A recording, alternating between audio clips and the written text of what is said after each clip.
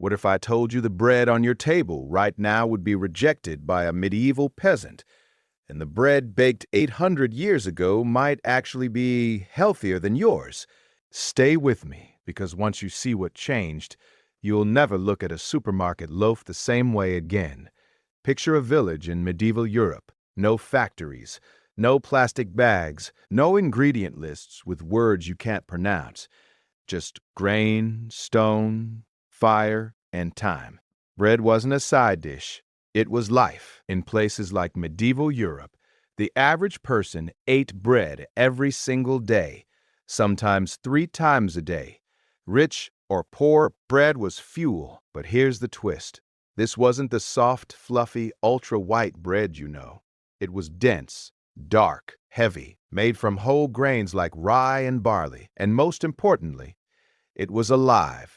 Medieval bread was usually sourdough. That means wild yeast and natural bacteria fermented the dough slowly, not for 1 hour, sometimes for a full day or more. Why does that matter? Because fermentation changes everything. It breaks down gluten. It unlocks minerals like iron and zinc. It lowers something called phytic acid that blocks nutrient absorption. In simple words, your body could actually absorb what it was eating. Now, compare that to modern bread. Walk into any supermarket. Look at the label. Refined wheat flour, added sugar, preservatives, dough conditioners, industrial yeast that makes bread rise in under 2 hours. Fast, cheap, efficient. But here's the problem. Speed kills nutrition. Modern roller milling strips away the bran and germ, the parts of the grain packed with fiber, vitamins, and healthy fats. What's left? Mostly starch. It spikes your blood sugar fast. You feel full for a moment, then hungry again. Ever wonder why you can eat 4 slices of white bread and still crave more? Medieval bread didn't do that. It was slow energy, the kind that kept farmers working fields from sunrise to sunset. But wait, there's more. Medieval grains weren't the same as modern wheat. Today's wheat has been heavily hybridized for higher yield and easier processing. It grows shorter. It resists pests. It produces more gluten.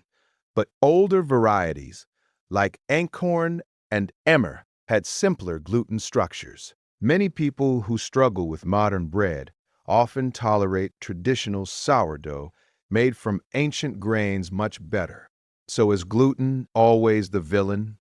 Or did we just change the rules of the game? And here's another shock. Medieval bakers didn't add sugar to their bread.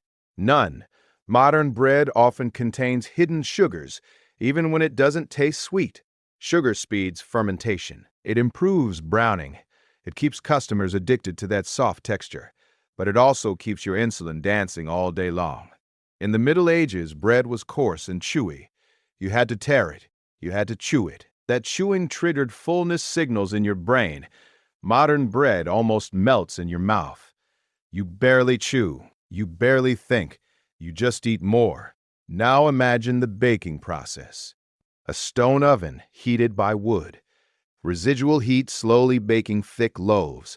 No chemical preservatives needed, because real sourdough naturally resists mold. Those good bacteria, they protect the bread.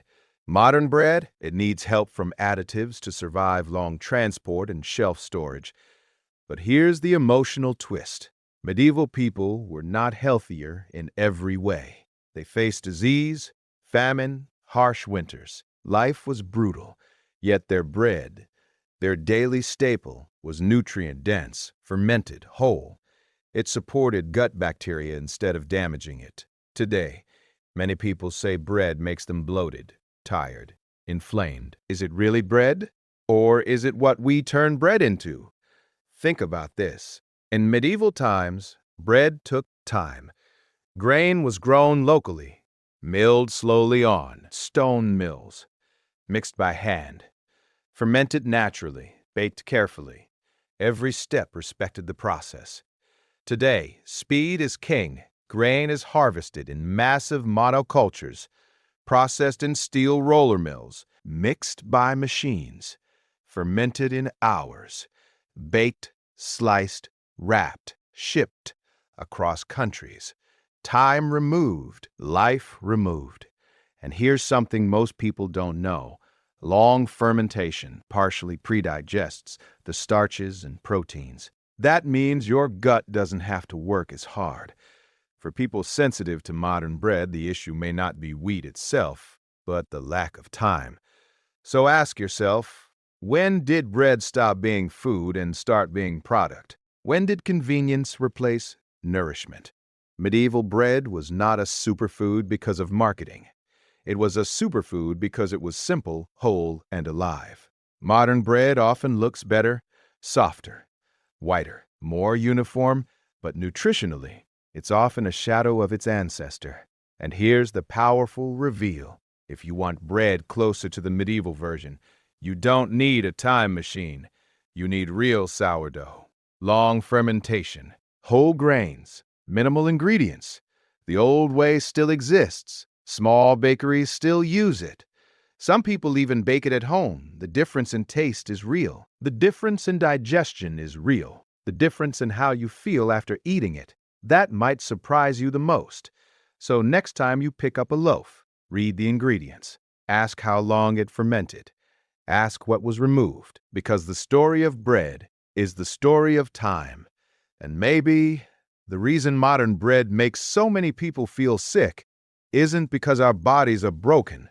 Maybe it's because our bread is. Now here's where the story gets even more uncomfortable. Because medieval bread wasn't just food, it was medicine in disguise. Think about it. In medieval Europe, there were no multivitamin bottles, no protein powders, no gut health supplements. Bread was the supplement. When grain was milled whole, it carried B vitamins, magnesium, fiber, and trace minerals that supported energy and digestion. And when that dough was fermented slowly, something powerful happened. Beneficial bacteria multiplied. Not enough to call it yogurt, but enough to support the gut. And here's the twist most people miss. Your gut controls more than digestion.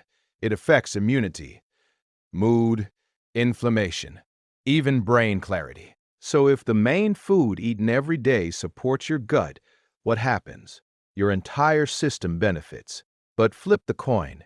What happens when the main food eaten every day spikes blood sugar, lacks fiber, and digests too fast? Energy crashes, cravings, irritation, and maybe that bread makes me feel bad, feeling so many people talk about today. But wait, there's another layer. Medieval bread was seasonal. Grain harvests happened once a year. Storage mattered. Fresh flour wasn't sitting in warehouses for months losing nutrients. It was milled when needed. Compare that to modern industrial flour, which can sit for long periods, oxidized and processed for uniformity. Some modern flour is even bleached to look whiter. Whiter means purer in our minds, but whiter often means less nutrition. Strange, right? We were taught white bread was clean. In reality, darker bread was often richer in nutrients. And here's a surprising emotional beat. Bread in the Middle Ages was respected. Bakers had guilds, strict rules.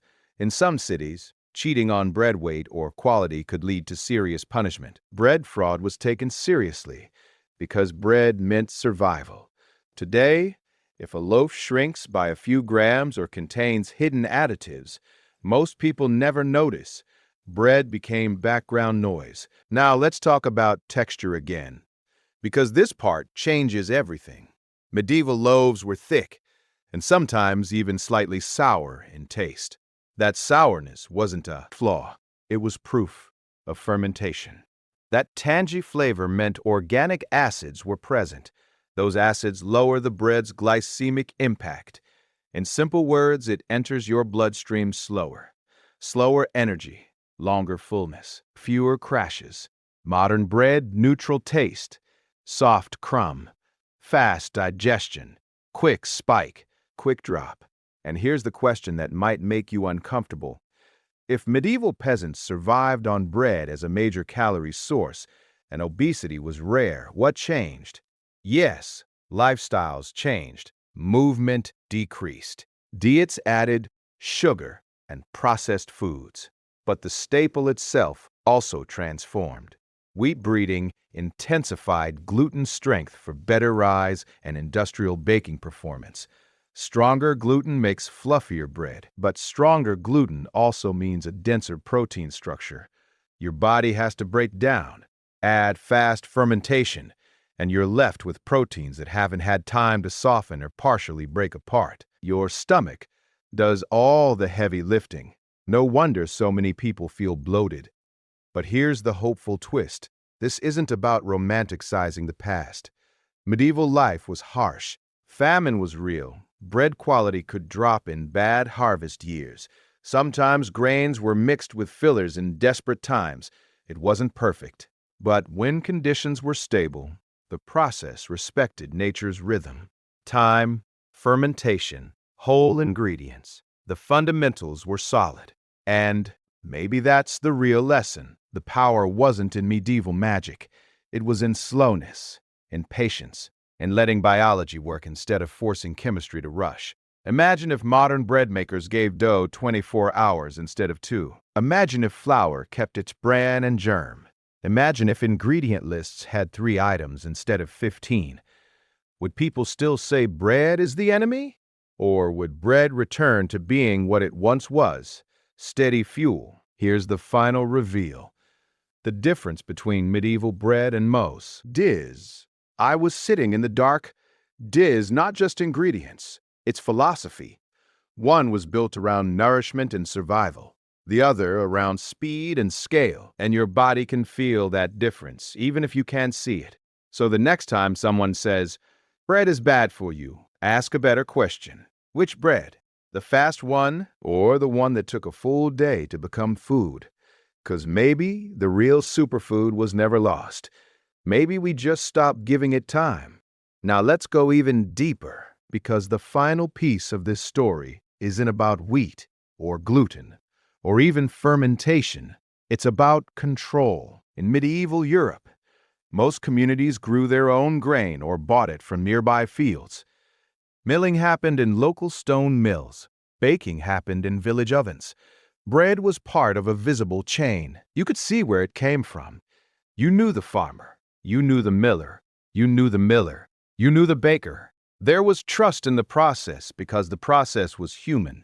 Now think about your bread today. Do you know where the wheat was grown? How it was sprayed? How long the flour sat in storage? How quickly the dough was forced to rise? Most people don't. The chain became invisible. And when food becomes invisible, quality quietly changes. Here's another twist. Medieval people didn't snack the way we do. Bread was eaten with meals, often with broth, cheese, or vegetables. It was part of a balanced plate, not a quick grab-and-go slice between meetings. Today, bread is everywhere. Toast for breakfast, sandwich for lunch, burger buns, garlic bread, snacks, constant exposure. So if the bread is stripped of fiber and nutrients and you eat it constantly, the effect multiplies.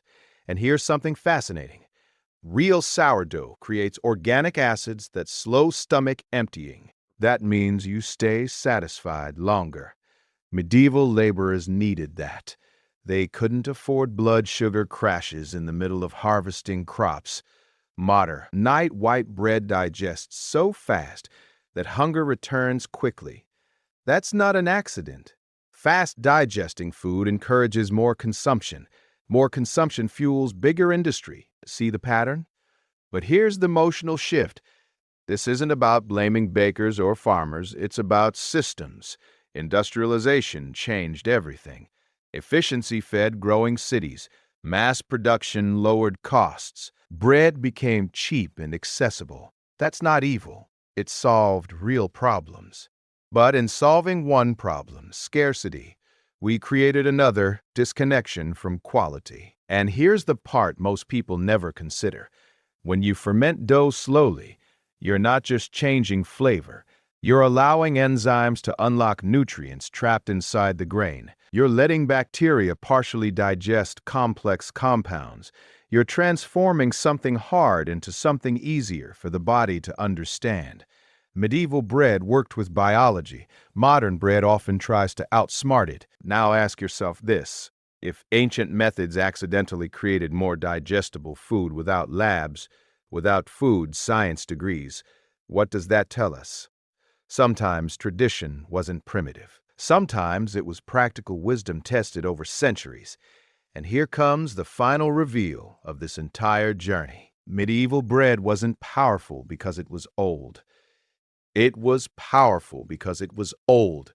It was powerful because it respected three simple rules: whole grain, slow fermentation, minimal interference. Break those rules, and you get a product that looks better but nourishes less.